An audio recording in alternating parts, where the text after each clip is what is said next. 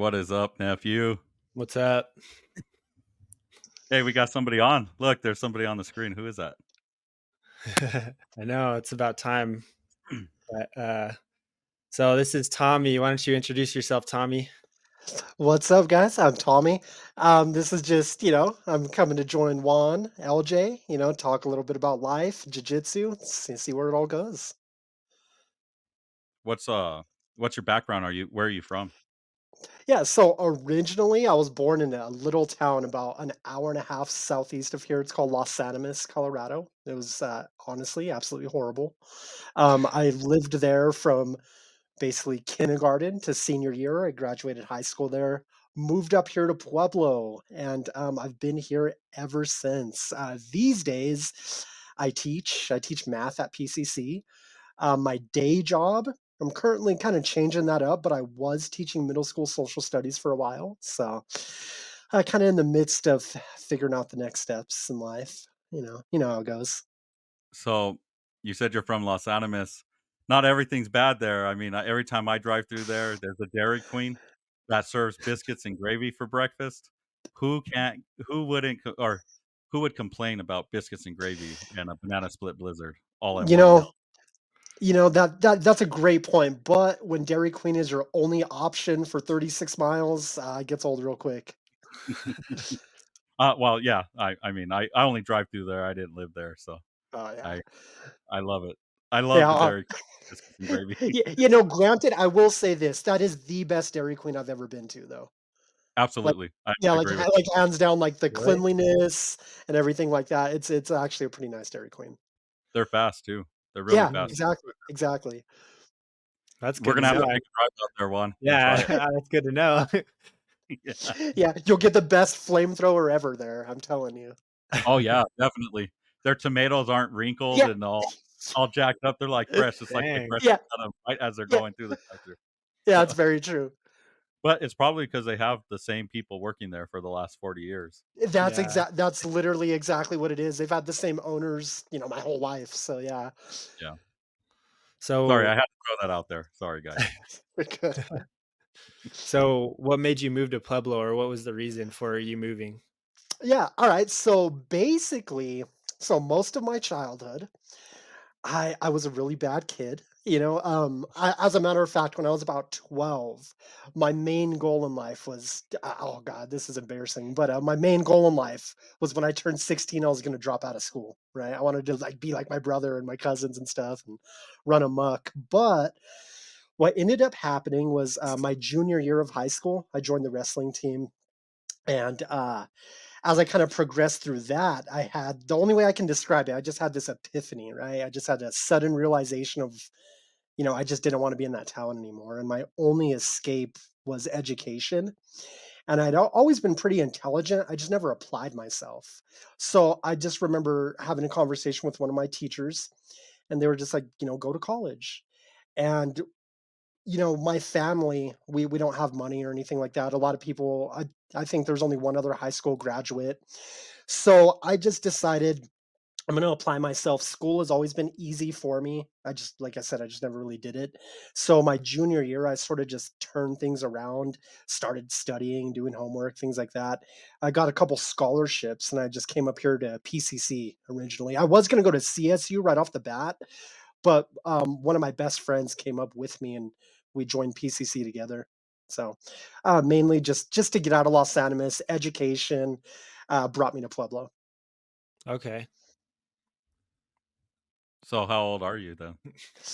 I don't know. I don't know if I could Give say us that give online. us, give us a 5-year gap there. 24-ish, Okay, 25-ish. that's not bad. You Ish. just need to play it like women stop aging at 21. Men Yeah, just yeah, aren't yeah, remember their age. That's all there is to it. exactly. So, So go ahead, Juan. Go ahead. so when you were here at in Pueblo, when you moved down, did you know a lot of people here, or did you have to make all new connections?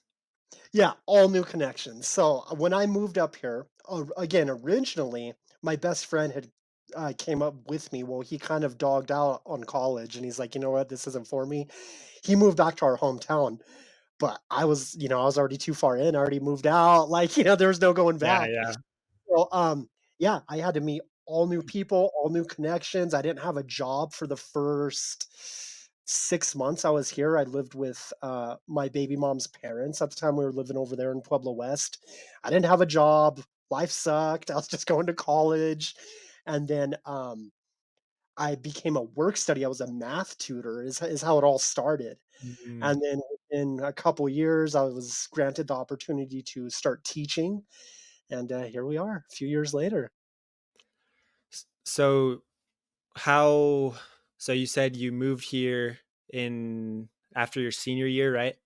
Yep, yep, right after graduation, yep. Okay, so how soon after did you join like martial art? When did you start that journey? Like martial Yeah, arts?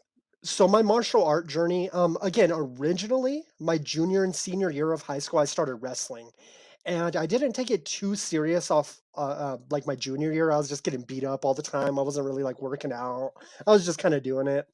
Well, the summer from junior to senior year, I started to put a lot of work in, started running and exercising, and, I wanted to win.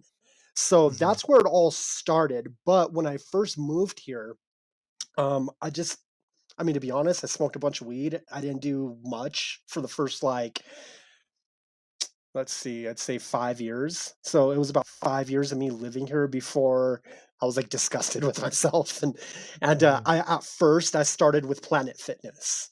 I went Okay. there, I tried to, like, lift some weights and stuff, but it's always been tough for me to stay motivated lifting weights. Like, I mean, it was okay, but one thing that I've always been passionate about since I was a child was MMA, and I'd always watched UFC every weekend, and I was one of those people. I got hooked on the Ultimate Fighter season one, and it was just so that's something I always wanted to pursue. And I actually remember I was working kind of this dead end job at a call center, but it was caddy corner from your guys' old gym off of Northern, and Oh. and I wanted to join at that point. This was maybe 3 years after I'd moved here, but I always had an excuse, right? I was always like, "Hey, well, I'm working 12-hour shifts," or I don't know. I just always had some excuse.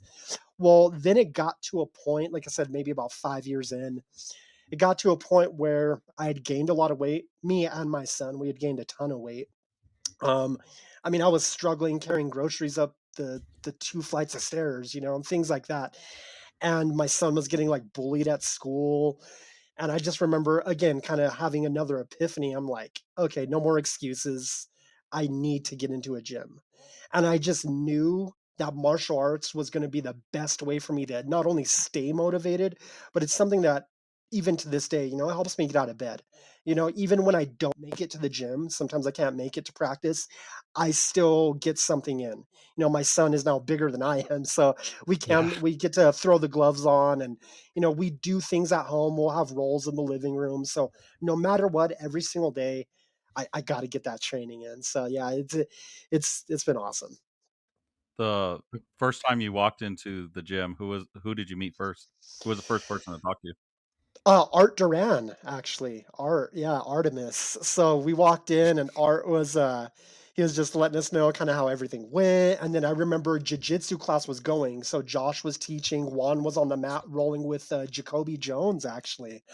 I remember him just triangling Jacoby left and right, and the whole gym was just like in a circle watching, and yeah, I'm just kind of like, oh shit, what I get myself into. And We know you know, we know but you're like I talking said, about Uke, right? Not Big Juan because oh, that's Big true. Juan Yep. yeah, Big Juan Little can't put a Juan. triangle on anybody. His legs are too big, so Yeah, man. But yeah, yeah, definitely little Juan was over there cleaning up the mat with people. So, but that really sparked. So what happened basically? I got to meet Art. Will Duran at the time was also doing a Muay Thai class. And so I was talking to him, and that's originally I started with the MMA program that was over there. Then I branched off into the Muay Thai. And then when all that kind of went away, I had already switched my son to jiu-jitsu. And that's when I knew I was kind of like, well, I'm going to jump over on this mat. I'm going to, learn how to grapple properly. So What's, kept you in jujitsu? What's been your biggest motivator for you guys? Honestly, for me personally, it's just being a killer, you know, like learning that martial arts skill, that real um one thing I've been in a lot of situations in my life. I grew up really tough and really around a lot of rough people. So one thing I always keep in the back of my mind is like, hey, if you know someone tries to carjack me or someone wants to put their hands on me, I need to know how to properly defend myself, with confidence. And I feel like the only way to get that and to do that is to train at a decent level with great people. And luckily, I was able to find that.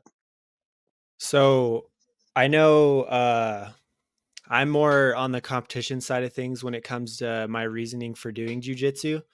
So it's actually cool that we have you on because we can get the other point of view. I know you have competed, but you're not necessarily a regular competitor. Exactly. So you would say that competition isn't a big drive for you, Well, or do you still so have plans to compete? oh, for sure. That's actually one of my main short-term goals for the next few months. I want to compete in, a few tournaments. Like by March, I want to be able to get two or three in by March. It's just something.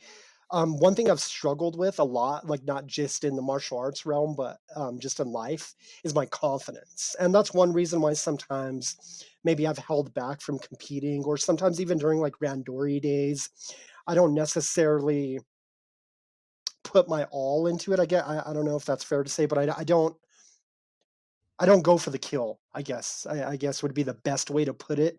And it's not that I don't believe in like my skills or what I can do.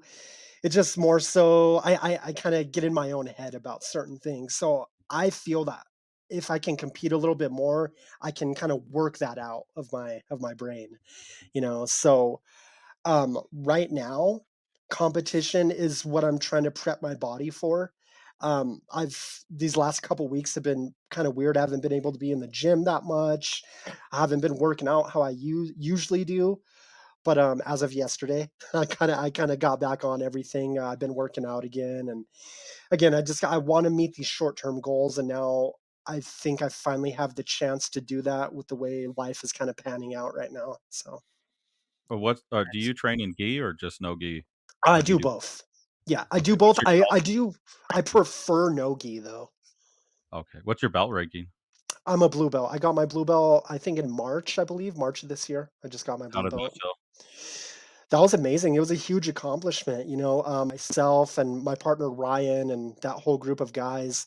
I mean, for a solid 3 or 4 months, every night we pushed each other to come to practice. We drilled the curriculum.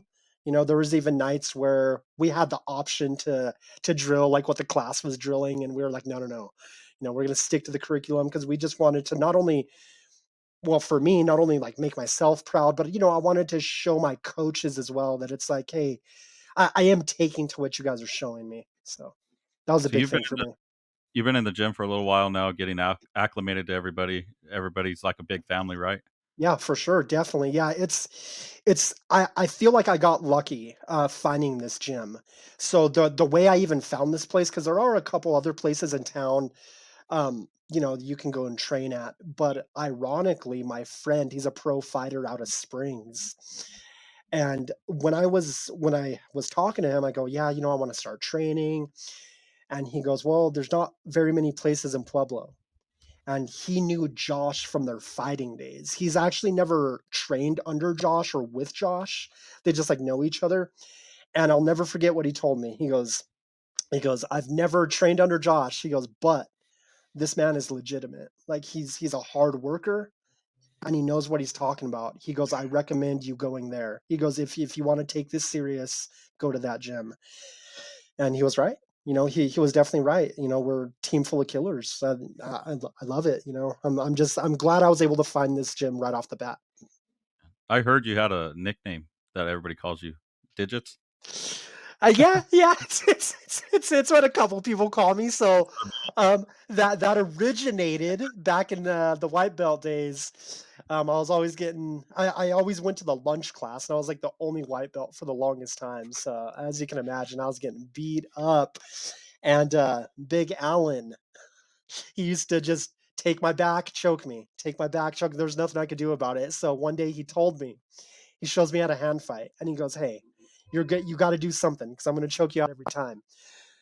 So I don't know. I took that as okay. So I don't know. Maybe here or there, I pulled a finger or two. I don't know. You know, some people say I do. Some people say I don't know. So you're taking digits literally is what you're doing. Yeah, exactly. And then, of course, off the mat, I'm a math guy. So I teach math at PCC. I tutor math constantly. Um, yeah. So it all goes hand in hand. Pretty cool. I had to throw that in there. Oh, for sure. I That's was like, funny. "Whose digits? What do you I mean didn't digits even on today? Whose digits?" So I had to I didn't ask. tell him that. I didn't tell him that. That's No, I'm funny. I'm I'm not gonna divulge my inside man. Big Juan, where are you at? Oh, we for sure know. Yeah. Yeah, He's like realistically, he's like the only one that actually calls him that. No one else yeah, like will like, "Hey, digits." Like we yeah, just call him Tommy. Well, That's just yeah. I try to keep him as a but confidential informant, but apparently that's not gonna work. no, He's not everyone getting already paid for knows. that info. That's all there is to That's funny. Everyone already knows. it. He's the only one that says it out loud. Everyone just knows that who they're talking about when they say digits when he says digits now. So But when you're grappling, do they fist up like this? Like you're not taking them to dig. Is that what they do? no, no. So these days, I've gotten a lot better with that. So when I hand fight, I definitely don't grab fingers anymore. When I was in the gym grappling, I used to check everybody's oil. That's how I used to get an upper hand. So everybody would pucker up. There was one person in the gym that used to smile, and that was Tim. Yeah, I He's the was only one gonna Oh, say, god. yep. that Yeah, definitely. Now I see why you're itching for that rematch. yeah. I just wanna enjoy old times. I'm getting ready. Those of Let's you who change don't train those of you who don't train, just Google the BJJ slang for oil what change. an oil check is, and But then we're not gonna say but it, but yeah. But I do need to say, since Josh did comment that I need to train first, that is the plan. I'm getting back in the gym. That's So, awesome. Do no you have excuses. a do you have like a date or a time that Uh, when you yeah, coming first week back? of December. First week of Okay, cool. December, I have a trip I'm going to, work related and then personal, and then when I'm back, I'm going to, Perfect. make sure I'm in the gym and I'm gonna be training. Right Probably on, the man. 5 AM class, with Okay. all the macho guys that'll Yeah. get me caught. I Yeah, hear all they're the the ones. killers, man. That's a tough class. It's a tough the class. Cowboys. I'm gonna go in there and it's gonna look like a rainbow because everybody has colored belts and I'll be the one with the white, so That's it's how it it's alright. goes, man. It's all about the journey, though. It's all about the journey. So what's it feel like having, the Uke as a coach? Oh, dude, Juan's awesome. Well, Juan's a good dude. It's super motivating to be honest. Like, my son looks up to him a lot, and so we're always watching, every performance he has, and we watch all the reels he posts. And Joseph's always explaining to me on the way home. He's like, "Oh, did you watch his breakdown of blah blah blah blah blah?" And I'm like, "Oh my god!" So, but having him as a coach is awesome. He's great to work with. He's answers questions. He'll help you out. He'll beat you up. Everything you need to get better. That's good. So, speaking of Joseph, that's your son. I know you said he also started training with you, obviously, but Mhm. I know he does wrestling too. So, how has his wrestling been going? Yeah, so that's actually awesome you bring that up. So initially, when we joined the gym, the only sport he had ever done was some flag football. Um, so when we joined the gym, I remember you guys had taught him right away the Osotogari trip, and then from there he went single leg. And I just constantly kept working with him on singles and doubles. Not that I'm like some great wrestler, but I was showing him what I knew. And if you remember, Juan, Joseph's early days of jiu-jitsu, he was not aggressive at all. We could Hmm. not get this kid to go forward. You know what I mean? Like Yeah, he yeah. was shy with combat. So I knew going into his sixth grade year into middle school. So this was 2 years ago. When he was going into 6th grade, I knew I had to put him in wrestling because it would benefit his jiu-jitsu.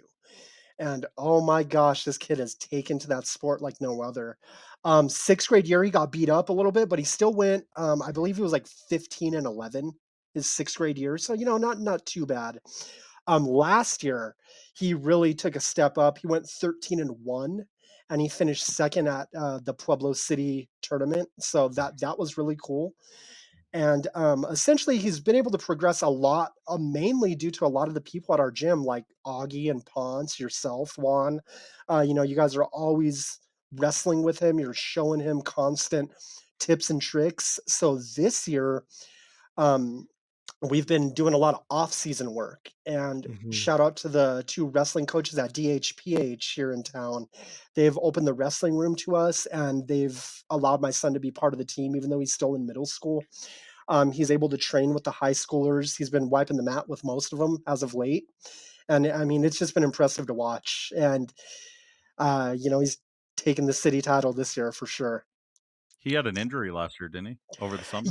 Yeah, yeah, over the summer. So that's actually when we had started training with the high school. It was a freak accident. He went to hip toss a kid. Yeah, and he was out of position a little bit. And he's a junior in high school. This other kid, it was just real awkward. He pulled Joseph back and his foot kind of just stayed in the mat and it snapped the bottom bone in his foot. And luckily we were able to avoid surgery, so he was just in a cast for like 8 weeks. Got out of the cast and back to normal now, so we got lucky in that sense. How with that injury as a at a young age, it's hard to fathom you have to wait like 8 weeks. That's like a Oh, lifetime to a kid. oh yeah, How has, your life experiences helped him through that? yeah, so, what we were able to do, because initially he was so sad and depressed about it, because he had all these plans for his summer. He wanted to do these wrestling camps. He had some matches set up at Pueblo West High School over the summer. He wanted to, do a couple of jiu-jitsu tournaments, so when this injury happened, that all went out the window. And the first few days he was I could tell he was a little depressed. He wasn't doing anything. He was just sitting there. He didn't really even want to play the PlayStation. So I just talked to him, me as well.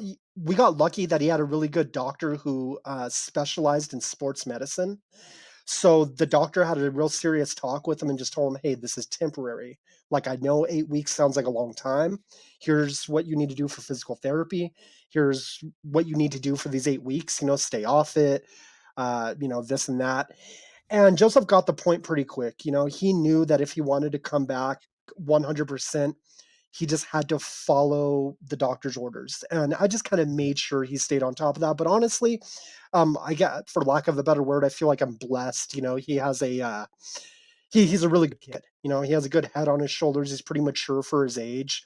So he knew what he needed to do and we just attacked it. That's good.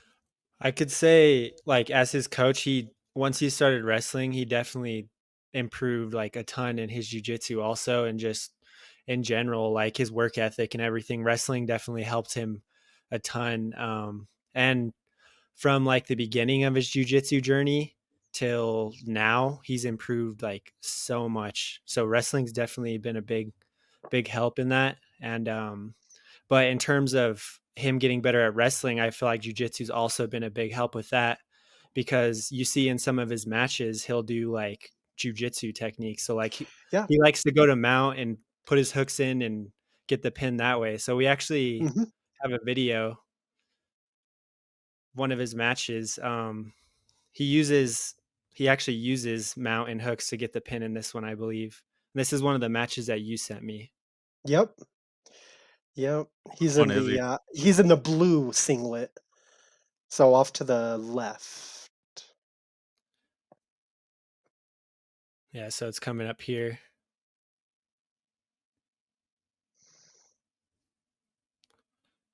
Oh, I see it right there. Yep. Yep. The He hook goes to on mount, the mount. puts the hooks in. He's lifting the head so he can get the shoulders on the mat, Yep. and Applies then that he's hip dropped pressure.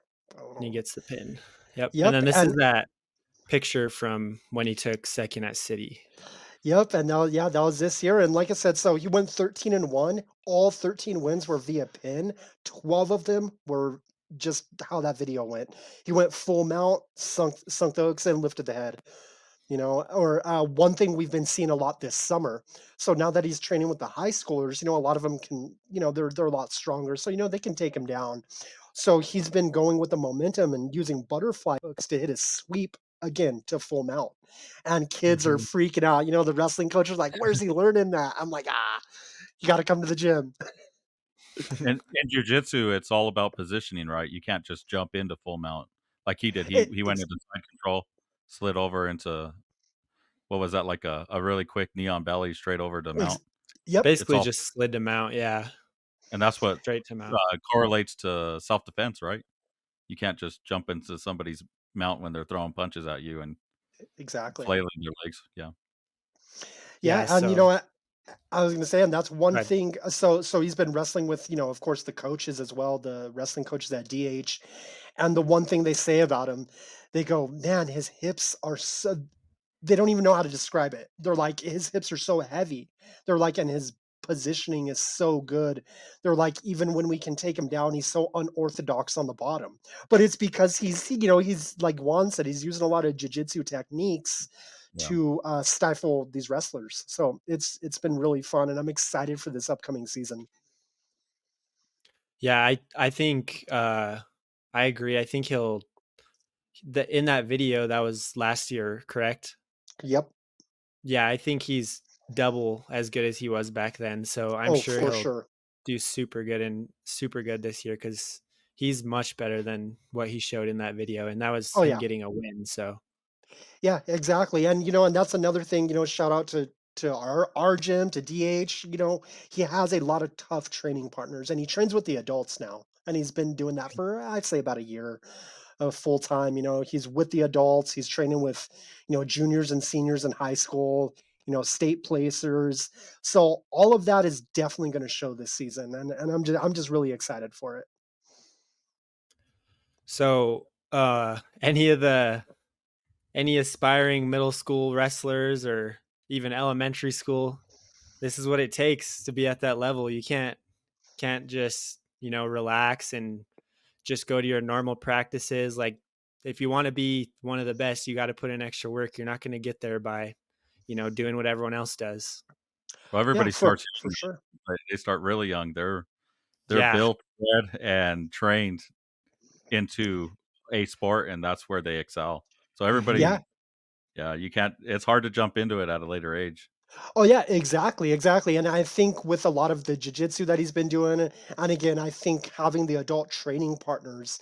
One thing we saw just a couple weeks ago, my son was going against. There's a three-time state placer, and he's a senior. He's going into his senior year this year.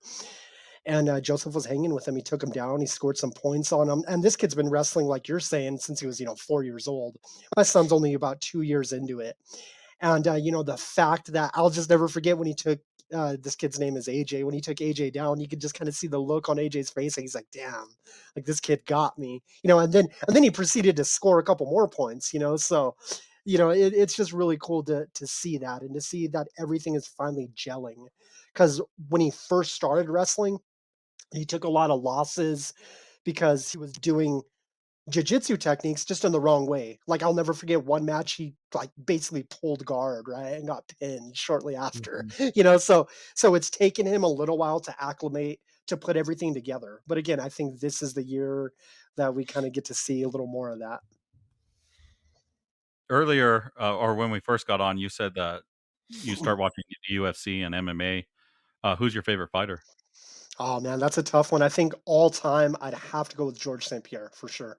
GSP is just to me, he just kinda, epitomizes fighting. He's always been, like, a clean athlete, he's always fought the best, and he's always put his best foot forward, Yeah. even in his, iffy win against Johnny Hendricks. Though he got granted the decision, a lot of people say he lost, and he didn't make any excuses for himself. He said, "Hey, potentially, whatever, like, I didn't score the fight," he's like, "But I got the win." And, he took some time off, came back, beat Michael Bisping a few years later for the middleweight belt. But yeah, just for whatever reason, George St. Pierre, I've always really liked his skill set. Yeah, to me, he was probably one of the first fighters to have it all, from the clinch game to wrestling, jiu-jitsu, and striking. He just had a little bit of everything in his bag. So he was what, doing it about 10 years ago? So Yeah, now yeah, now MMA's changed a lot, since him too. for Everybody's sure. pretty much well-rounded anymore, so Yep. you get some exciting fights, some boring fights. Yeah. That being said, do you believe, or do you how much do you agree with the pound for pound rankings in the UFC right now? They got John Uh, Jones as number 1, Islam as number 2, Alexander is number 3. so for the most part, like I kind of like I do agree John Jones is the best fighter in the world. The way I think about the pound for pound rankings and how it should be ranked is like, hey, if you put these guys in a room, regardless of weight class, who's walking out? There's no doubt in my mind that John Jones beats every person on the planet. So You That's a good he way to should think he of should definitely be number one. But I do think Demetrius Johnson should probably be top three. Oh, yeah, He definitely. he left the UFC on an iffy decision loss to Cejudo, and then he's turned around and dominated and won ever since. it. And I'm Mhm. like, and this guy's still knocking people out, So I'm like, I don't know how people don't take that into consideration just because he's 125 pounds. Yeah. Well, that's where what bothers me is that Sean O'Malley's ranked 6th over Sean Strickland. Who has Sean O'Malley beat besides one E- person yeah, that exactly, came in? exactly. And yeah, it's weird. I think a lot of it nowadays, a lot of MMA, it's semi popularity contest as Yeah, well. I mean, for O'Malley sure. has how many millions of followers, Yeah. so you want to put him on a pedestal, like from a company sense. So how do you feel about John Jones tearing his pec, and then now they're doing an interim championship, and Uh, they have to wait for John Jones and Stipe to fight 8 to 10 months from now.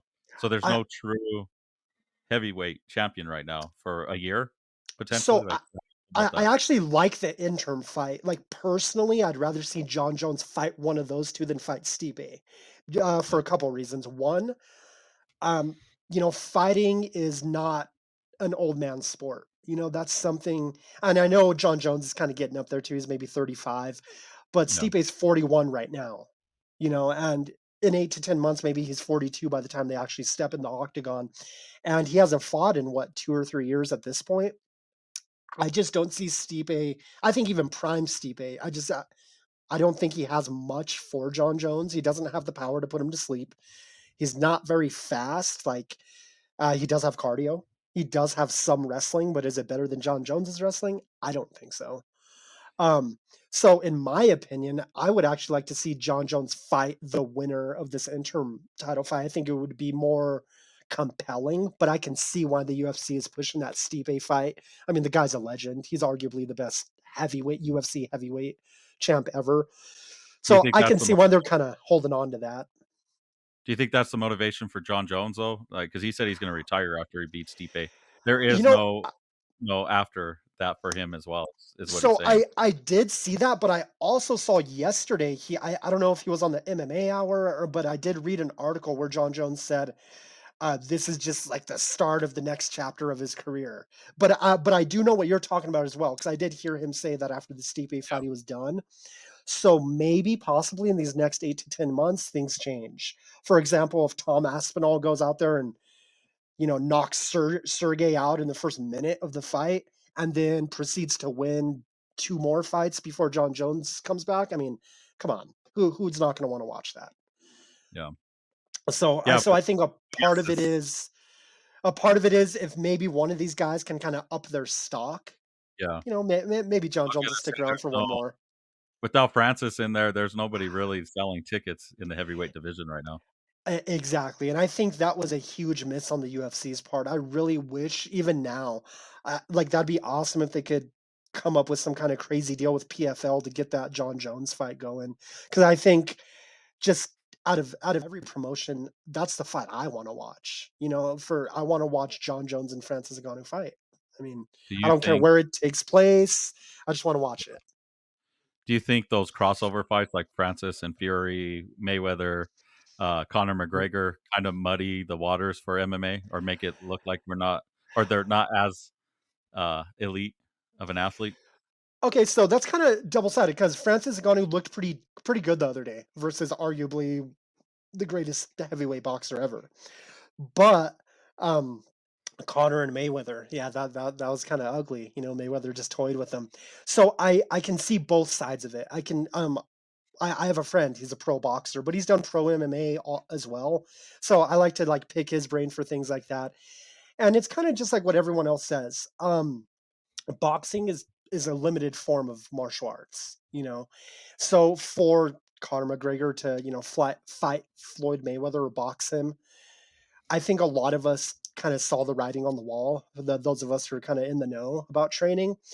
And what surprised me with the Francis Ngannou fight, I actually think Tyson Fury won that fight. Um, I do feel it, you know, the decision was correct, but I think that Francis showed that top level MMA guys, if they can focus and probably put a solid training camp in, they can hang for sure. You know, if when you're a top 3 athlete in any sport, and if you can put your focus onto something else, I think you can transition. How'd you feel about Anderson Silva fighting Jake Paul? Ah. Yeah, I'm not a huge fan of the Paul brothers and what they're doing. Um, I understand it, you know, and, I don't know, man. I didn't like the fight. I just didn't like the matchup. I don't like the fact that, you know, a 23-year-old kid is fighting 50-year-old men that are, you know, 15 years past their prime. Yeah, I agree. So just to switch topics real quick, I know you are kind of a foodie yourself when it comes to like For eating at sure. local restaurants or restaurants in general, anywhere. What are your first of all, what are your favorite types of food, I guess you could say? So uh like Mexican, Italian. What's your favorite types of food? So that's a tough one. Like you said, I'm a huge foodie, so I love anything that tastes good, you know. But one thing that stuck out to me that's definitely a top three is Jamaican food. There's a solid place. It actually, unfortunately, just closed up in Colorado Springs, but it was called Spice Island Grill. It was on Guy Fieri's Triple D. That's how I found Mm, a lot of the restaurants I go to. So, anyways, that place was absolutely amazing. Like it was just so good. Everything you got from the menu, from oxtail stew to jerk chicken to the cod mm. sliders. I mean, it was all top notch. Um, but I think overall, like something I could probably eat every day. Ah, man, that's a tough one. Probably, yeah, of course, some good Mexican food or a really good burger.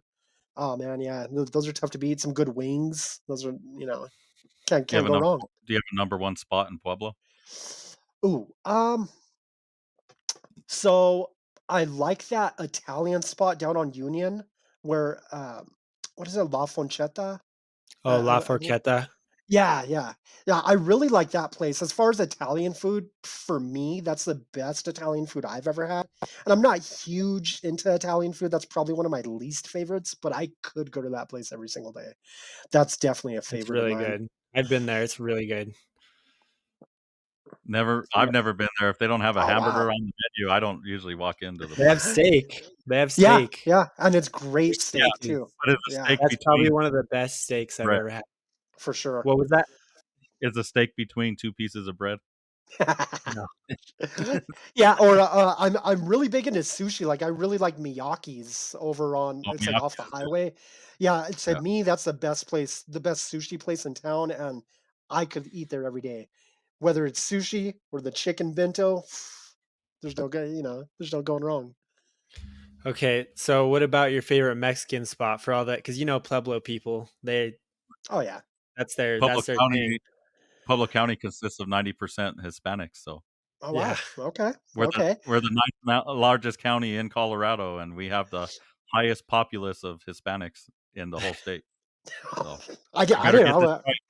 You better get Okay, this right. so for me, the most consistent. So maybe sometimes you could get better elsewhere, but the most consistent would be Taco Navarro for sure. Like you can go Oh, they're there anytime they're open. I mean, I don't even think I've ever heard a negative complaint. but a close second is right down the street, La Sarita, at least when it comes to tacos. I can't speak too much for their other things on the menu because I usually only get a taco or a burrito when I go, but both top notch. There's a there's a little food truck on the south side. It's green. Juan, what's it called? There's a goofy guy that's always working there. I know you know him. I He's can't really remember. Are you talking about are you talking about Juanita's? yeah. There you go. Juanita's? Ooh, yeah. Who's the Juanita's is goofy good. guy? He looks like he's a character from an Adam Sandler's movie. Are you talking What's about Nick no the or other Andrew? one? Andrew. There you go. Oh, That's yeah, his name. he doesn't work there anymore. He hasn't worked Oh, he there for a doesn't. little bit now. Well, Nuh-uh. as you can tell, I don't go there that often anymore, but I used to go all the time. It hit the spot in the morning in a hurry. Their Yeah, burritos. that's probably one thing I slack on a little bit. I don't know too many of the food trucks too well. I mean, I like to go to the over at Mineral Palace during the summer. Every Friday they have like that food truck thing, and I do like to go to that. But outside of those food trucks, I haven't experienced too many of them around town, to be honest. You know who has the best ones in the state, I think, are, taco trucks anyway, is, Greeley. Greeley has the Oh best. wow, You could I go They bet. up do. there They do have any way good you get, food man, they're trucks. the best. Oh So, wow, yeah. See, I one of my best friends who lives up in Greeley, and yeah, man, yeah, I'm gonna have to check that out. ask him about the one by the, Evans Cemetery. That's Okay. just right I don't even know the street, I just know it's right next to the cemetery in Evans. It's, like, the best taco truck. It's greasy, holds itself together. I haven't seen anything crawl out of my tacos, but it's a spot, man. It's worth the 2.5 hour drive for one of them. Right on. Yeah, I'm definitely gonna have to check it out. The only downside to going to Greeley is the whole city smells so weird. You know what's hard is we live in Pueblo. We're like the armpit of Colorado, and Oh, we have a dude. weird smell to it, and then Greeley has a weird smell, and it's Oh, like man. going into the Twilight Zone, right? Like, Greeley and Pueblo are like Bro, sisters. you guys have no idea. So you go down to Los Animas and you go to the Los Animas area, it smells like pig farms. And I don't know if you guys know what that is, but Oh, it's absolutely horrible. And then you go 30 miles to Lamar, it just smells like cow shit. It's I know. absolutely horrible. So I'm I do like, that a coming up lot. here was literally a breath of fresh air. I do that drive a lot, and I usually stop in La Junta Okay. at the Love's truck stop to get, like, a Firehouse sub, Oh, right and on. then I try to drive really fast through Los Animas to get to, Lamar. Lamar. Yep. Yeah, but yeah, it just kinda sucks. Dairy Queen's, like, the plus side of it. A lot Yeah. of times, Los Animas looks like it's shut down, like, there's nothing Yeah. going on. You Oh, you yeah. take that Main Street turn, and it's like, "Where is everybody?" Yeah, it was tough growing up there because there's nothing. There's nothing but drugs and alcohol, you know? So, like, as a kid, there wasn't and again, I came from a real poor family, so, like, we never really got to go outside of Los Animas, so it was tough, like, finding things to do that were Have you positive. ever had any setbacks that have held you back physically or anything like So yeah, yeah, I guess so. I guess so a little bit. So kind of playing on that confidence issue. So I was actually born with only one lung, and luckily I had a pretty decent mom, and she never babied me or she never like used that as an excuse for me.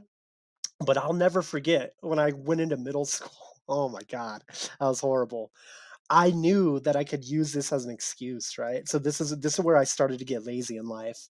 So I'm like smoking a bunch of weed all the time, and like I didn't want to participate in PE class, so I would pull the whole like I'm out of breath or like I have asthma, you know, shit like that. And my PE teacher's like, oh, okay, like you know, just go sit down. So unfortunately, like I use that as a crutch for a little bit in my life, and yeah, that definitely held me back. Like for example, I didn't really do much from like 8th grade to my junior year. I didn't play any sports. I just like partied. I was a horrible kid. I was failing classes. You know, I was doing everything I wasn't supposed to do. do you go to the And 5 AM then, I'm sorry, at the what? gym? Do you go to the 5 AM class at the gym? No. So I usually hit either the lunch class or the 7 o'clock class at night. But one of I'm these just days, connecting I the would dots. love to get in that 5:30 class. That was, like, my top excuse to not be there on the 1st day of December, so I'm gonna cross that one out. I'm down to, like, 19 other excuses before I get into the gym.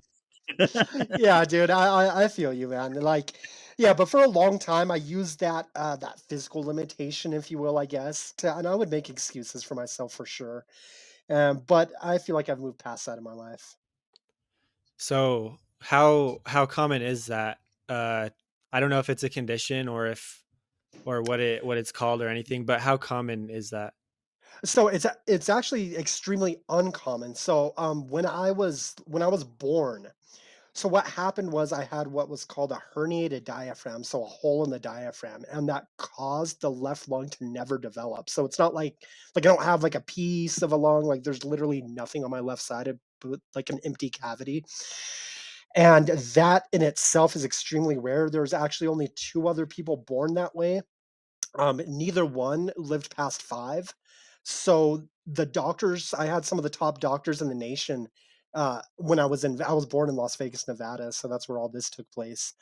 And I had some of the top surgeons and doctors giving my parents advice and things like that, and even they were unsure of what kind of life I would live. They weren't sure what my limitations would be because no one had lived past 5, and those 2 children, I think one lived to 3, the other one died at 5. They both had a rough life, like, up to that point.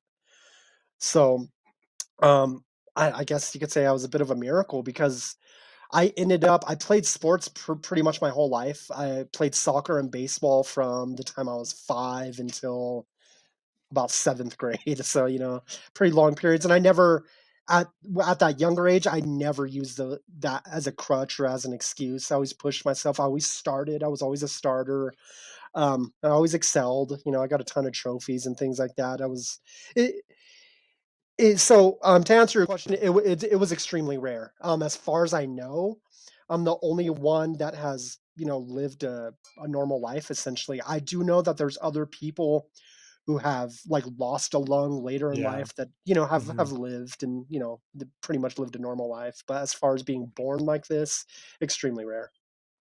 Hmm. It's interesting. So I heard I think you were telling someone a story about it or something, but I heard you or was it the surgeon or somebody wrote a book Mhm. about Yeah, your about you pretty yeah, much. so Dr. Doug Jolly, yeah, he was one of the top surgeons in the world at that time, not just in the nation. I believe he came from it was like Poland, one of the European countries. I can't quite remember, but Doug Jolly was his name. And he had taken care of the other 2 children that were born like that had passed away. So he was already in the midst of writing a book when I was born. Mm, And they don't name any of us 3 because we were minors, so like our names aren't in the book or anything like that. But, he just talks about kinda his journey through these surgeries, through watching us develop, and, I was last in contact with Dr. Doug Jolly, I'd say 7 years ago, and he's retired. He lives in Alaska now, actually, and, I called him just to kinda give him an update on my life, and he was so surprised to hear from me, because I actually don't really have a memory of him.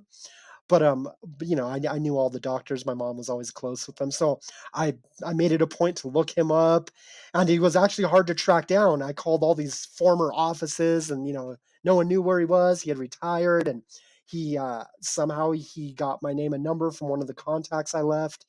He called me and kinda had a questionnaire for me. He's like, "Dude, how's things been? Like, did you play sports?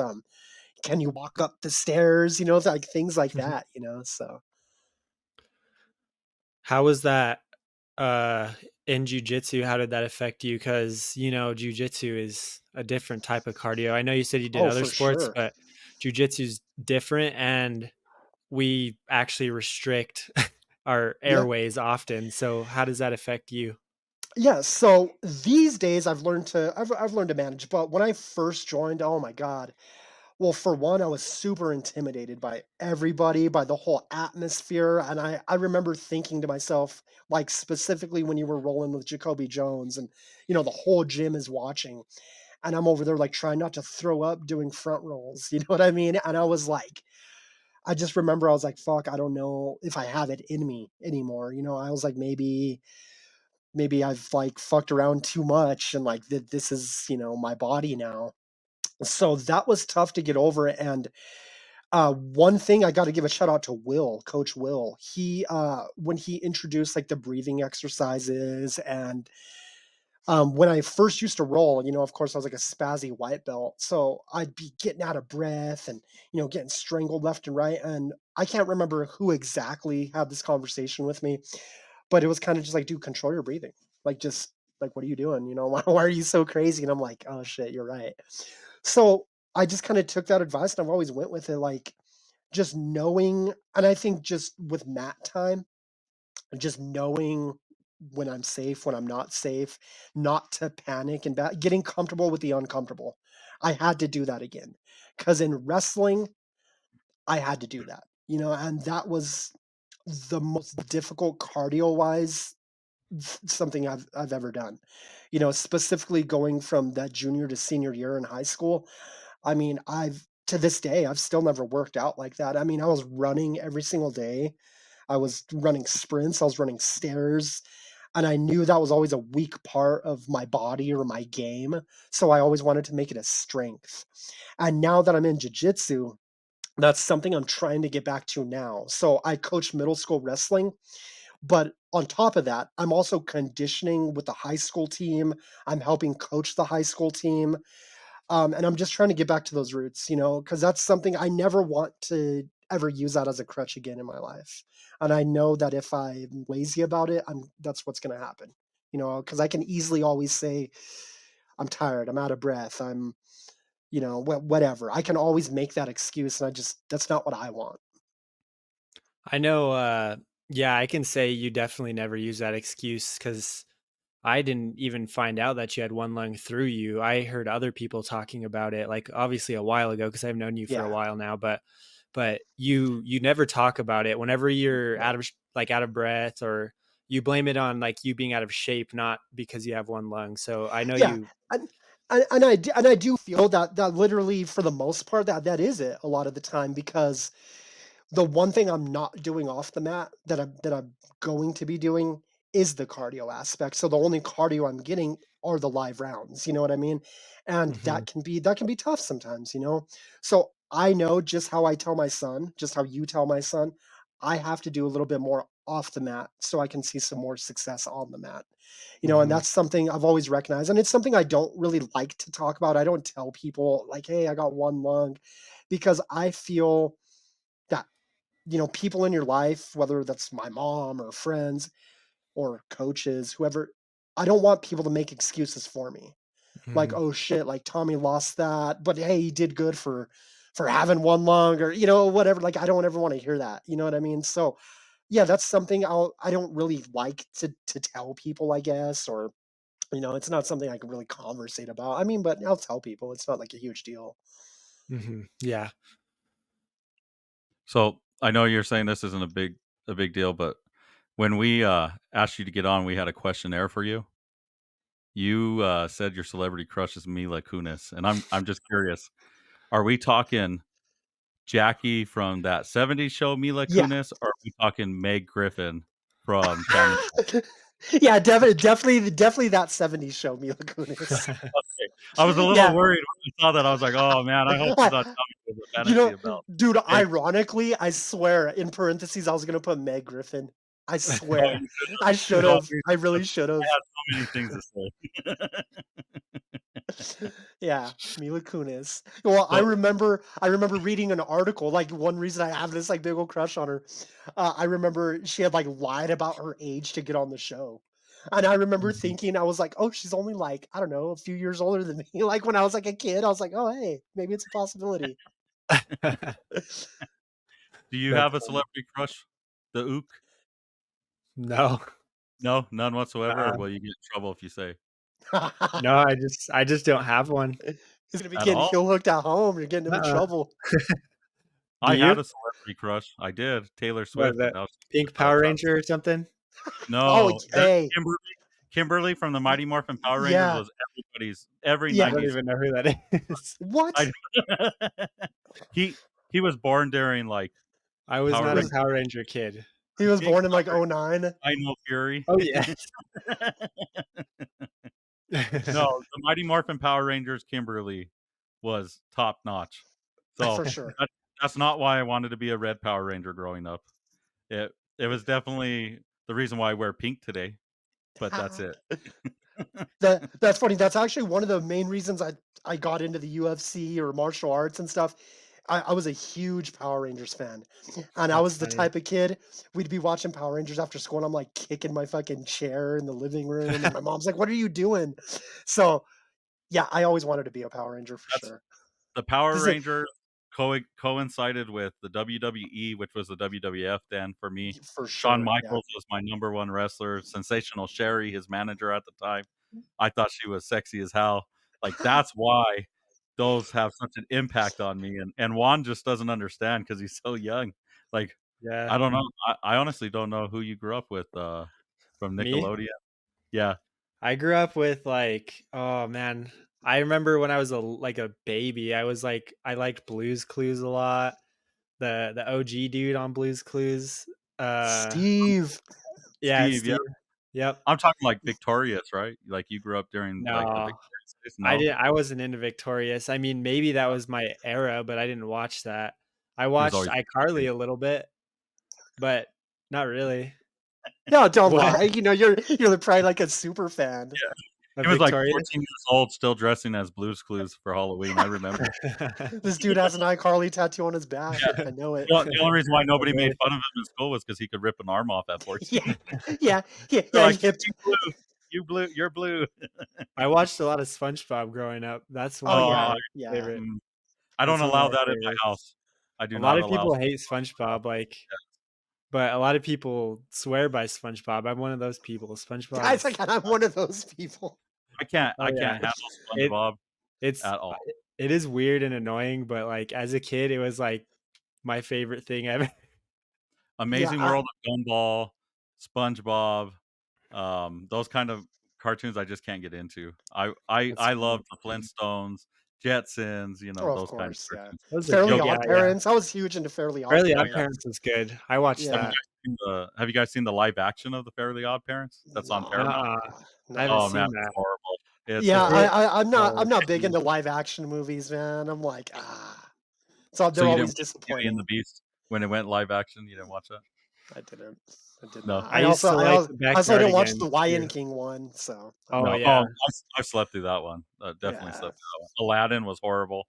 Will Smith Oh yeah. cast as the genie was a dumb move. Will Ferrell would have been better, Yeah, but exactly. And that's actually one reason why I didn't watch it because I'm like, dude, Will Smith is a genie. It just didn't vibe. It didn't vibe with me right off the no. bat. And I'm like, oh no. But I'm not trying to be racist or anything, but you can't paint a black man blue and then say, like, that's socially acceptable nowadays. Yeah. It's just Can't blue face a man. Yeah. exactly. Thank you. Thank you. So, Thanksgiving's coming up. You guys got big plans for Thanksgiving? So, no, I think as of right now, we're probably going to go to Rocky Ford for at least part of the day. My uncle lives in Rocky Ford for whatever reason. I have no idea why he chose Rocky Ford, but he moved from Boston to Rocky Ford, bought a house. So every so Are often we'll go down there for holidays, and that's the plan this Thanksgiving. you cooking?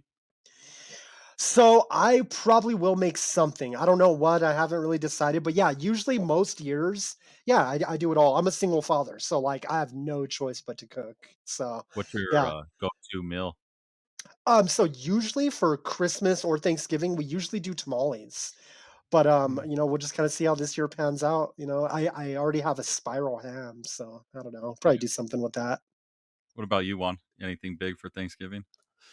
I don't think so. I mean, sometimes we have like a Thanksgiving roll at the gym. Oh yeah, So of course. we'll I'll be at that for sure, but I think my dad usually does something. So Yeah, every year either for dinner. Thanksgiving's yeah. dinner, I'm looking for an excuse to get out of that, so I'm still working on that. I'm still Yeah. working on that one, but I'm thinking about deep frying a turkey for the first time this year. Oh yeah, Uh, yeah. I've had that a couple times. I think 3 times. Two of the three, it was good. One time, how is it compared to, way like, a smoked overcooked. turkey? Was it? Oh, okay. I I smoked a turkey the last 2 years, Oh, nice.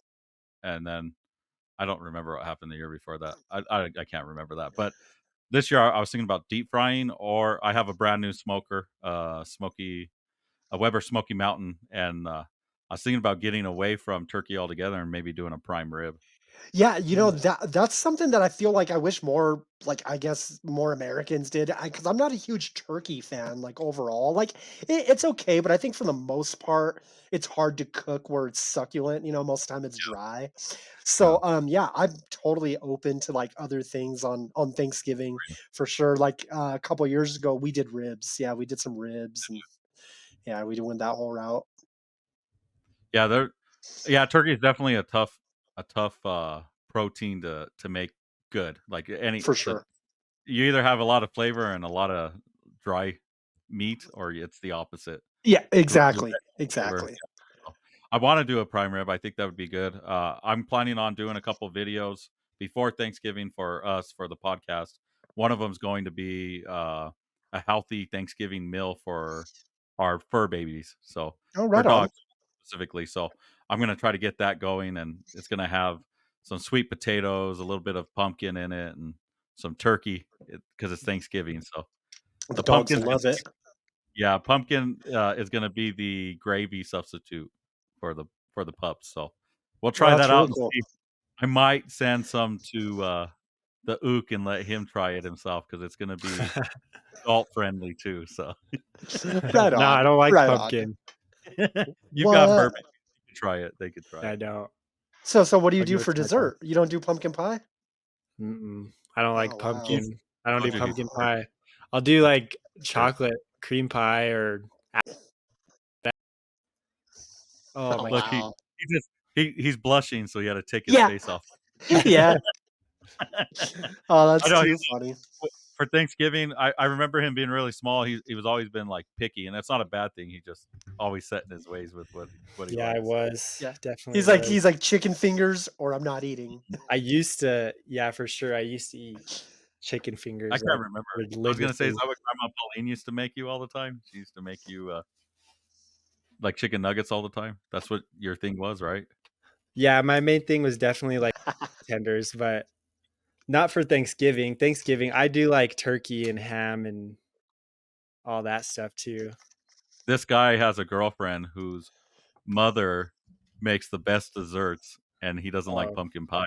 Like, she makes the best cookies, I banana mean, I bread. eat well, yeah, I eat all that stuff. I just don't eat the pumpkin pie. Like, I don't know how he stays as thin as he is with all the stuff that she bakes.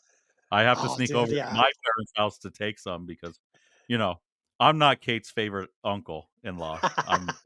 So I have to go to her favorite grandparents, There you in-laws' go. houses to get some, so Right on. Oh, yeah. man. Yeah, I know. I'm always trying new things, and I'm always trying to look up recipes or on baking. I try to do a little bit of everything. But my pumpkin pie skills aren't quite there yet. My mom still takes care of that. So They have, Mary Collander's has a really good pumpkin pie when you need a substitute. It's pretty good. it's good to know. So, It's good to know. freezer aisle at Walmart. Yeah, yeah. I was like, yeah, I'm not opposed to it. I'm not opposed to it at all. I like pumpkin pie, so I don't know Yeah, if I've ever had a bad one, as a matter of me fact. too. Pumpkin pie is my favorite. I have to have pumpkin pie year round. So, Oh yeah, or like pecan pie. Oh, yeah. You have yeah. a nut allergy, right? One, so you can't have is Yeah, I'll it die if I eat tree that. nut? Is it tree nuts or Just the tree nuts. I can have peanuts. okay.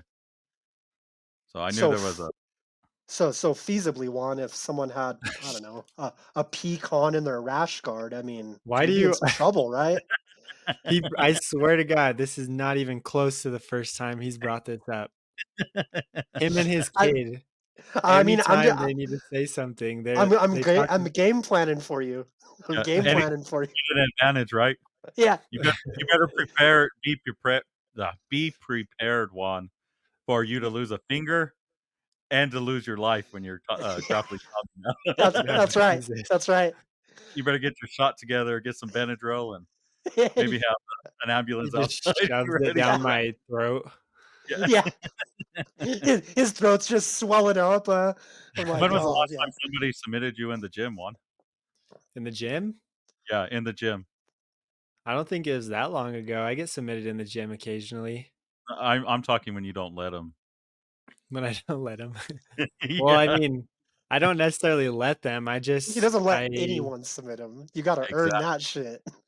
Yeah, you he's been gotta that way earn since he it, was a little kid, no. but I'll play around, so, like, I'll get caught occasionally. Honestly, Kate catches me more than anybody in the Yeah, but gym. you have to go home, so I know those are gimmies. You may not, No, but I know those are gimmies. no, Just roll with her. I will. Give me give me more time than it's gonna take to beat Tim, and Yeah, I'll roll. She catches me in, so she's really good at the Choi bar, so she Yeah, can catch me in that occasionally. I usually get out of the Choi bar, but she's getting better at that. But she's one of the best leg lockers in the gym, so she can actually catch me in leg yeah, locks. well, yeah, her there's an control unfair is so good.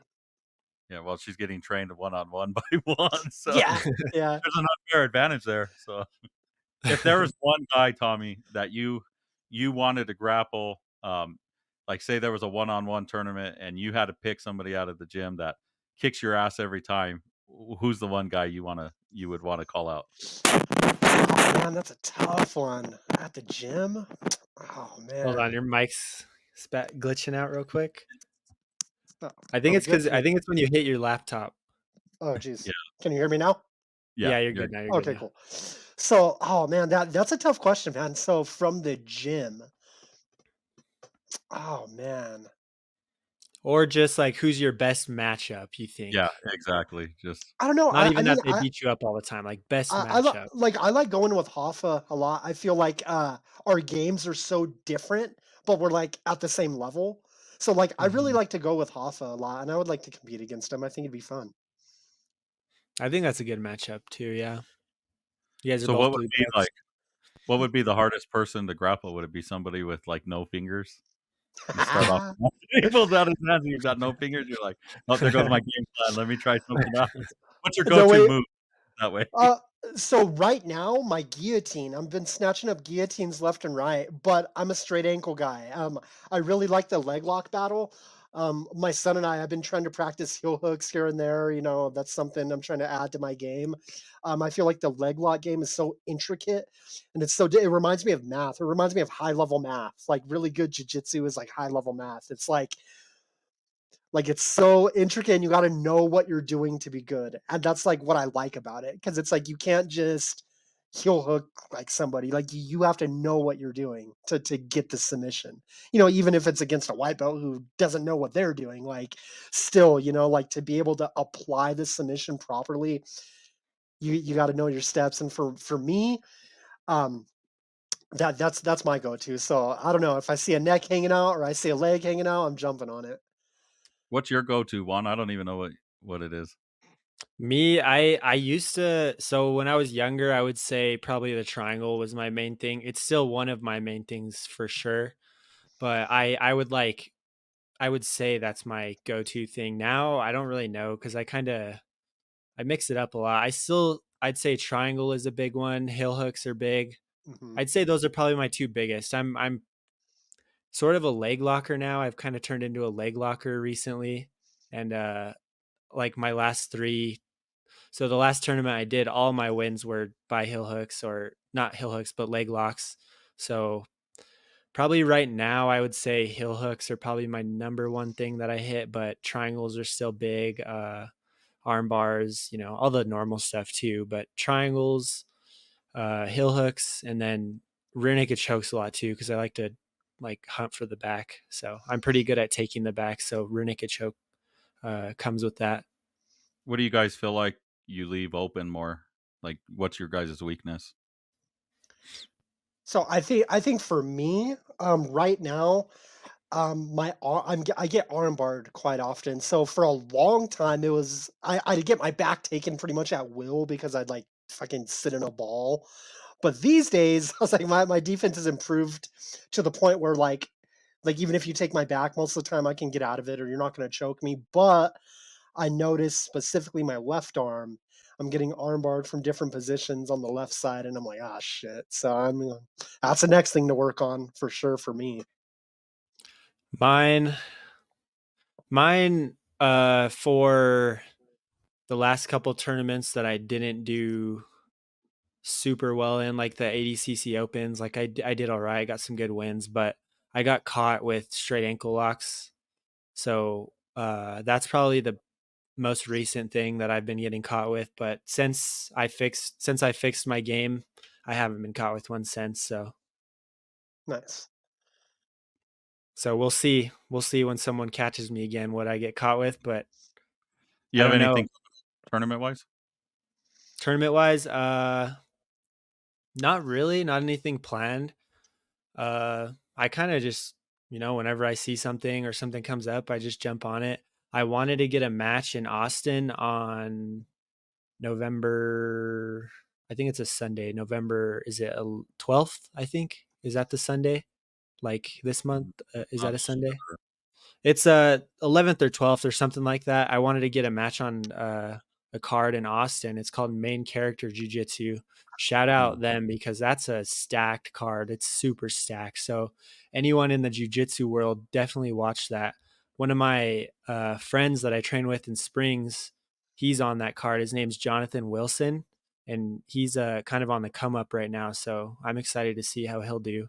But that was what I wanted to get on, but he didn't find a match for me. So I already have my plane ticket because I plan on getting on it. So I'll still be there, but I won't be on the card. And what tournament are you planning on doing, Tommy? Are you gonna do, like, a fight to win, or Yeah, yeah, exactly. I believe the next one is a fight to win. I'm pretty sure I got to double check that, but yeah, fight to Hmm. win. I know there's a Grappling Industries in December and January, Hmm. so yeah, we'll just kind of see which one fits. are you gonna cut a little weight, or are you gonna stay at your natural weight and do it Uh, okay. so usually the way the weight classes are, I probably don't have to cut because I walk around between like 143 and 145. But I would cut weight if I needed to hit like 35 or something, but I wouldn't go any lower. I don't know. I'm kind of in this weird spot. I'm trying to figure out what to do with my body because like I lost all this weight, and then so now I'm kind of like I said, I walk around between 143 to Muted. Oh, there you oh, go. You were oh yeah. muted. You're good. But, yeah, so I'm not too sure what I wanna do with my body, if I'm trying to, like, maybe gain a little weight or if I wanna cut a little weight. I'm not too sure yet, so Yeah, he's definitely a smaller guy now because Tommy's yeah, like one of way the smaller. smallest guys in the gym right now Yeah. because Yeah, yeah, I there's think I not that am the many small smallest. guys. Yeah, it's like I me think and Hoffa. Daniel's Oh, yeah, the true. only one. He's the smallest, I think, Daniel, Yeah. I and then remember probably you next. I remember when you first came into the gym, I showed up a couple times and I did a randori where I was rolling with, Big Juan and, what's his name? The old man, what's his name? The other Will. coach. Will, Uh, is that his name? Will, yeah, Okay, I was rolling with probably, them, but and I remember you were, like, kinda off the mat, away from everybody, kinda just rolling on your own. So I remember seeing you and meeting you the first time. You had a lot more weight to you back then. Yeah, So, yeah, for sure. I was super heavy, I was super out of shape, and, I'm still trying to, like, get in shape, I guess, or, I don't know. But, yeah, well, I've I'm lost yeah. and kept off 34 pounds, so yeah.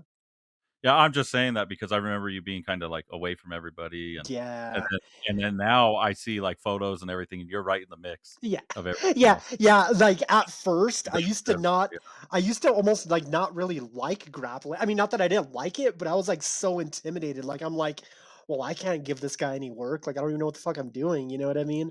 And that's how I felt for a long time.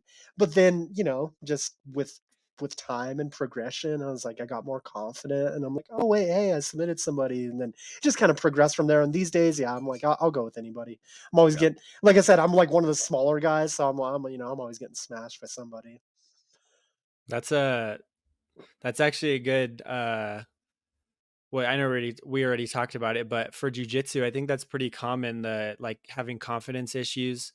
A lot of people come in with confidence issues. It's actually really Mhm. common, and they leave or not leave, but learn to deal with that through jujitsu. And I know for me, I didn't really have. I mean, I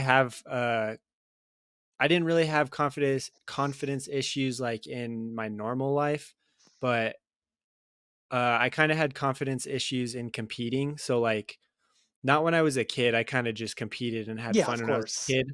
But once I got to like a higher level, that's when I started getting confidence issues because I'm going against guys that train, like at some of the best gyms in the world or Exactly. just some high level talent. And so I'm like, can I even hang with these guys? You know what I mean? Like this is something like more recently that I've been kind of going over, but really recently, like, within the past like month, I'd say I've definitely kind of overlooked those issues and I felt way better. Like after that last competition I just did, the one where I won Yeah.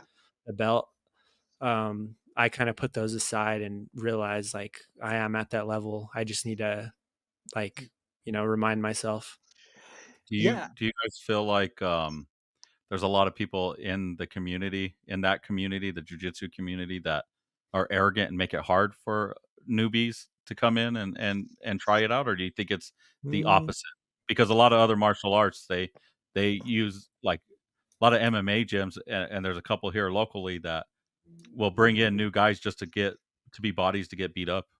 So do you feel like in your gym and other gyms you've been to, do you feel like it's like that in jujitsu, or do you think it's different?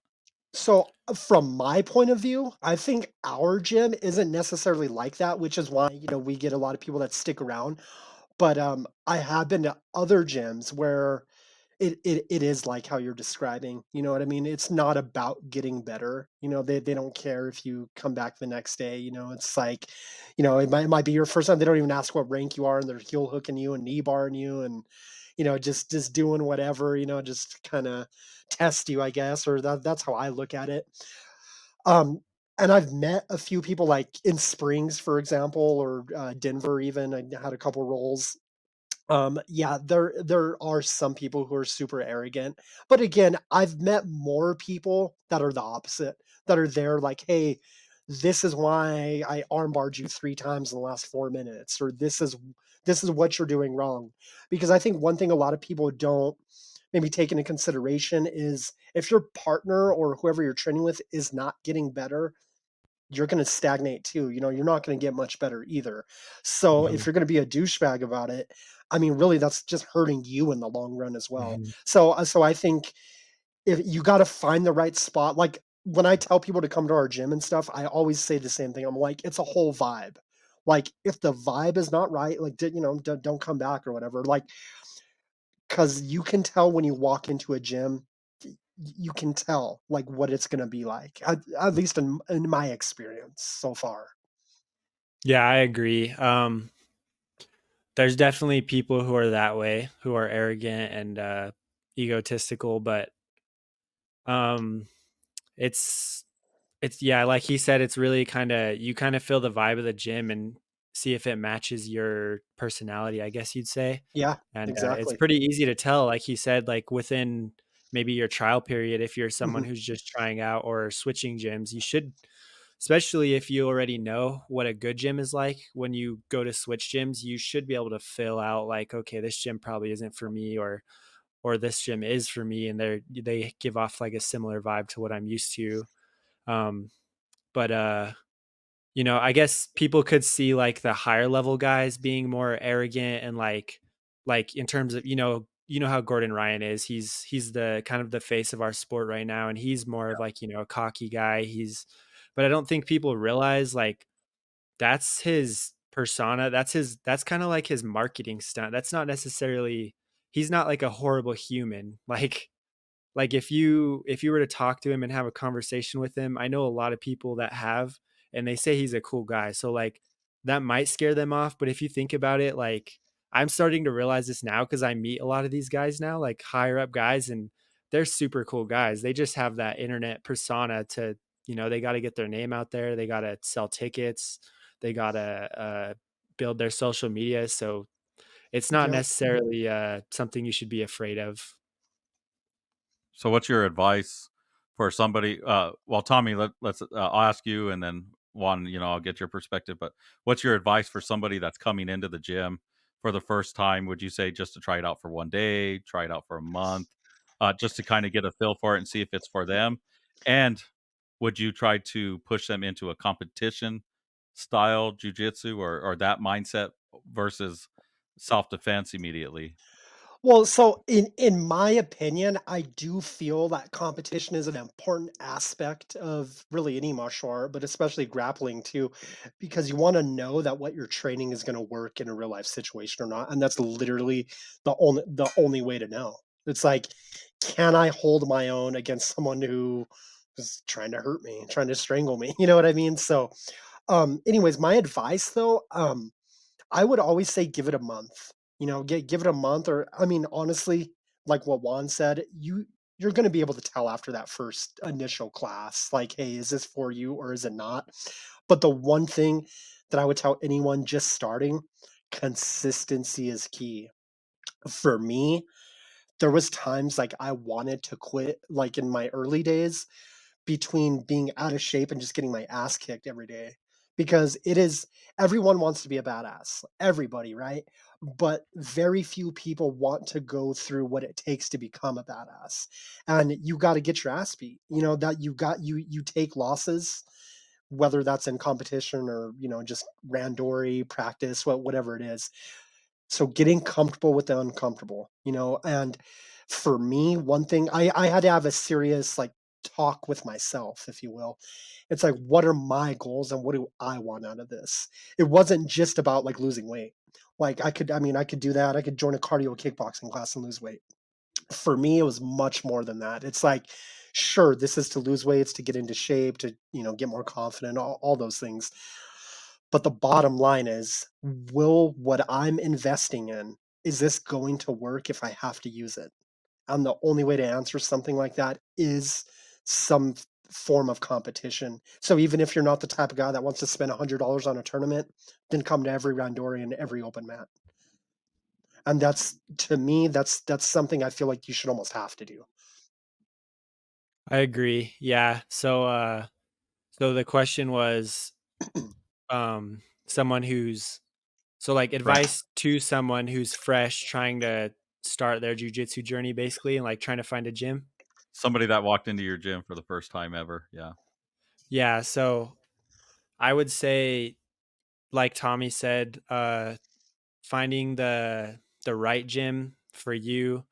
Just you can tell from the vibe, like we talked about, like if they're like we talked about also, if they're egotistical and they don't really care about your learning. Instead, they just care about their own. That's probably not the right gym for you. Um, I would say, maybe some of those gyms are for those kind of people. Maybe you're egotistical and you like that type of vibe, so maybe that's your gym. But you got to find the gym that fits you. You got to find, another big thing is a gym that's safe, so one that you feel safe at, For because sure. there's different levels of athletic abilities in everybody. So uh maybe a more higher level gym you wouldn't feel safe at, or maybe they train too hard for you, so maybe that's not the gym for you. So you can look for a gym that's more laid back and does some more like slower pace stuff. But I think a good gym should be able to fit most people. uh and some advice for when you do find your gym, for sure, number one, consistency is key. That's perfect advice. As a coach, I would say the same thing. The people who come 5 days a week are getting better than the people that come 2 days a week, like nine Yep, times out of 10. for We sure. sometimes, have those gifted athletes that'll jump fast. Like they'll get good coming It's 2 days college a week. wrestlers. Yeah, yeah. Like they'll get good fast. But then once, they those guys that were consistent 5 days a week, they start catching up because they're consistent and they're just outworking the gifted athlete. So consistency is key, number one. Um, also, I think you asked about if we would push someone into competition or if they should push for competition. That I would say that depends on the person, if they want to go more of a self defense or competition route. However, you do need to do live rolls. If you're not doing live rolls, like Tommy said, you don't know if what you're doing is going to work, and you don't get that feeling of actually fighting someone. You know what I mean? Like That you can confidence just wouldn't practice. be there. Exactly. You can practice all the slow static moves that you want on a non-resisting opponent, but when let's say you do get in a confrontation, if this guy's he's just more aggressive than you still might get beat up even though you have like some training and you never rolled live. So maybe this guy has street fights and you have zero because you don't roll. You have zero experience like fighting someone. So like rolling, you need to do that. But competing, that's up to you. I would say at least try one to see if it's for you. If maybe it doesn't go your way, try another. See if maybe you just had an off day. But me personally, I fell in love with it right away. I knew competing was for me. I'm a competitive person as it is, Yeah. so I knew that would be my thing. Like I knew right away, like okay, I'm gonna do this like for the rest of my life, and I'm gonna try to get to that like highest level that I can. But it doesn't have to be everybody. Some people just want to be confident on the street and not have to worry about someone attacking them and them not knowing what to do. So number two, definitely get some live rolls when you're starting out. And Tommy, do you mind sending us some video of you competing when you do your next tournament? Oh yeah, for sure, So we yeah, can keep and yeah, following you that on your that that journey. yeah, and that's actually one thing I need to get better with. I want or I need someone to like film my roles and things because I'm huge into like film study. I think that's the Hmm. best way to break down what you suck at, what you need to get better at. Now, that's one thing I do with my son.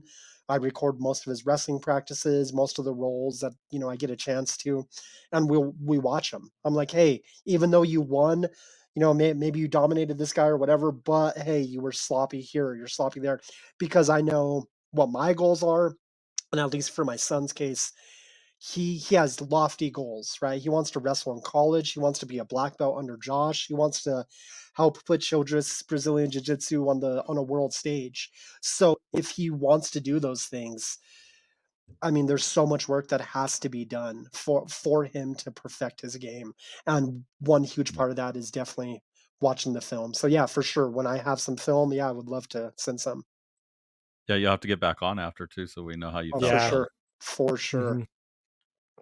What, Yeah, I'll probably be recording too if I'm there at the tournament Yeah, coaching. I try to perfect. record all the matches that I Yeah. coach now because I want to start making like vlogs and stuff for him. So Oh, okay, that'd be cool. That'd be cool. yeah, definitely. So, any plans for next week, one for the like who we're podcast? gonna have on, Yeah, it man, I had no idea this many people were interested, but I made a post. You seen the post asking for people yeah, who want to be on. I got so many responses. So yeah, okay, we'll have to. Yeah, we have a ton of people who want to be on, so we'll have to kind of schedule everyone and yeah, get them lined up. definitely. And Tommy, you come back anytime. This would be Oh fun. yeah, yeah, for sure. I'd totally be down. I love this whole platform. It's something. This is something I've always kind of wanted to try. Growing up, one of my dreams, I guess, is to do like commentating, like Yeah, sports commentating of some kind. So I like this whole atmosphere. yeah. This is cool. I I like really like I this. like commentating for the in-house tournaments for one. That was fun. So that'd Yeah, be I don't think that's you and I something I get. did it with Carrick, so that'd be cool to kinda, Yeah, Yeah, for sure. all of us, Tommy was the last commentator Yeah, actually on the last in-house. that'd Yeah. be cool. yeah, yeah, I definitely. might Yeah, have I to gotta come I gotta comment. get more comfortable with it. Like, I think one big thing for me, I was like, shit, I don't know a lot of the kids' names because I don't come to the kids' class anymore because my son's with the adults. So I'm like, oh no. I was like, wait, what's this kid's name? Yeah. I don't know anybody in the gym anymore. It's all new Yeah, faces, all new people, so when I did it, I just kinda guessed. I yeah, waited me, for me Eric, too. who's an expert and a coach, to Yeah, tell me who they were, and I just said, "Okay, woo," you know? But no, this was really fun, and I just wanted to, make sure we follow up with you on on your next yeah, competition, see for where you're sure. at, That'd be cool. talk about life, just see what's going on. Always Uh, down. I'm always down. okay. Cool. I do have to say, I did finally watch the Five Nights at Freddy movie. Oh That yeah. was a horrible kids horror movie. Was it? Horrible. I did not like it. I Yeah, would rather watch a sloth horror film than watch that. Did you guys see that? There's a Yes. horror film. So, oh no, I did Yes. not. I It didn't looks see that one. horrible. It yeah, we looks gotta so bad. I gotta get it on DVD just so we could give it to Josh. That'd be funny. Yeah. Sloths are killers, man. They're killers. So, Yeah. It's so They, funny. they got the strongest grip in the world. yep, That's what they say anyway. I don't know. yep. So, yeah, I just wanted to say that I finally watched that movie. It was horrible. I don't know. I'm glad Halloween's over with. We can start focusing on the good holidays that keep me where I'm at right now. Keep me in shape. Let's put it that way, Yeah. or keep me shapely. That's probably a There you better His way. go. shape. There you go. Yeah, but I don't know. Do you have anything else, one Tommy? Anything else you want to I say? don't think so. I think No, that's yeah. it. Okay. Well, I have some advice. Ladies, if a man says he'll fix something, he will. There's no reason to bring it up every 6 months. So, It'll get done. Yeah. yeah, It'll get yeah, done. it's gonna get done. So, Last well, week was for the men, this week for the ladies. yeah. Next week, next week I'll keep it non-binary. Okay. Okay. Oh, dang. You Alright. guys are with the times. All right. Yeah. Yep. Let's hope I don't get canceled and there's only gonna be one screen on here next week. Yeah. One's in charge, so if he fires me and I'm not here next week, you know It's why. like, No. yeah. Now we know why. We know why. Yep. Exactly. Well, it was nice talking to you, Tommy. It was nice Oh, yeah, meeting for you. sure. I don't think we've ever talked before, so, No, I met no. you, but never really talked, so it was pretty cool. I didn't think, Juan had, any real friends out there. Just, I uh, I'm surprised, have so too many. I guess we'll see who else is on next week, and then I can say, "Oh, he's got 2." So, I told Yeah, you he's dude. always Yeah. been a weird kid I, growing up, so I'm definitely excited. So what? I guess maybe I do have a question for you guys. So what made you guys want to start a podcast, or what gave you guys this idea? Um, I I mean, I've been wanting to do something like this for a while. I'm big into content creation right now. Yeah. I mean, I've always been, but right now I'm really focused on it. So I just wanted kind of another platform to just talk about stuff that I enjoy Cool. really. And Right I on. know LJ, he's had a podcast before. I knew he'd be willing, and he's a good talker. so so I asked him if he would want to do it with me. yeah, and for Nice. me, uh, many years ago, I went through some stuff. I got jumped, many years ago. It messed me up. I lost some of my hearing. I lost confidence. I lost a lot of mental stability, and I couldn't work, couldn't hold a job, couldn't do anything. So Oh, wow. I wanted to do something different out of my element. I created a podcast years ago, and I had a blast doing it. Had some idiots on there. Not Tim. Tim was on there, but he was an idiot. Juan was on there too. He's not an idiot too. We had a couple people. It drug me down though, and I took it hard, and it helped me grow as a person and get some of that confidence back. Oh, right Uh, on, man. That's that's cool. why I did it. I actually didn't do it intentionally. I just said, "Oh, let me try this. Nobody knows me out there, so let me just be who I really am." Because once you lose a piece of you, you tend to forget who you are. So Oh, that's for why I sure. yeah. And then out of the blue, my nephew over here texted me and said, "Hey, you want to do a podcast?" And I said, "Well, it's either that or I talk to Angel at home. So let's do the podcast." I like she's gonna Right kill me, but on. she is gonna watch Right on. this. Hey, no, that's awesome though, and I know what you're saying. Kind of when you lose yourself, it's tough Yeah, to find yourself again. So that's yeah. good. That's awesome. Yeah. Platform Hey, gave this you is the that. real me. I have a wide angle lens. It's me. So, Yeah. Right yeah, on. so well, I guess on to next week, and then, I'm sure I'll be seeing you in a few weeks, Tommy, in the gym. Yes, I'm sir. looking I'll be forward to there. I'll eventually walk my way in the afternoon so I could roll with you. It'd be fun. Perfect, man. Now, hey, maybe I'll make it to one of the morning classes. Yeah. Hey, I don't mind getting my ass kicked by everybody. I gotta work from somewhere, and I'm starting over, so Yep. Hey, that's how it goes, man. That's how but you'll only still, get better. I have not heard from Tim. I don't know if he's hiding in the shadows because he's afraid now. If he doesn't show up to the gym for the next 2 weeks, it's because I challenged him. Yep. So just let Did you him know that. see Yeah. did you see his comment? No, I didn't see his comment. Yeah, he commented on the post. It Oh, was did he? like Oh, did he? he Oh, well, commented on a couple of them. He said, On a he was couple of like them. he was like, "In what, a pizza eating contest?" And I was like, hey, "Actually, that's a good idea. We should do that." I'll roll with him, submit him, eat pizzas, eat jalapenos, whatever. I'm gonna beat him. So Yeah. Yeah, you eat pizza while you're in full mount, yeah, knee on exactly. belly. Yeah. Yeah, it's gonna be a red belt with the pepperoni on it when I'm done with it. Leave the sauce, I'll eat the cheese. No. I didn't know he commented, but I Yeah. hadn't heard from him, so, let's see if he actually does a video or something, but, definitely that'll be motivation just to get back in the gym with you guys. I miss being in there. I miss Josh. He could be an asshole, but in a good way. He's a good In the a-hole. best way. Yeah, in the Yeah. best way. Oh, Josh is he's the best awesome. guy in the world, man. He is. He helped Juan raise little Juan, in the gym, and look at the man he became, so, Yeah. yeah, definitely miss being in there. I'm running out of excuses, so I just gotta walk my butt in there. Sorry, Juan. I gotta walk my butt in there and just start getting back on the mat. For me, it's more of, trying to find myself again, so Yeah. we all go through Okay. stages in life, and I'm gonna be in there just to do that, so I can't Perfect. wait to be part of Perfect. that family again. Yeah, dude, can't wait to see you, man. It'll be fun. Yep, and Juan, see you next week. All right. Yep. See you next Alright. week. Well, See you guys. all right. Ah, see Peace. ya. Peace. Laters.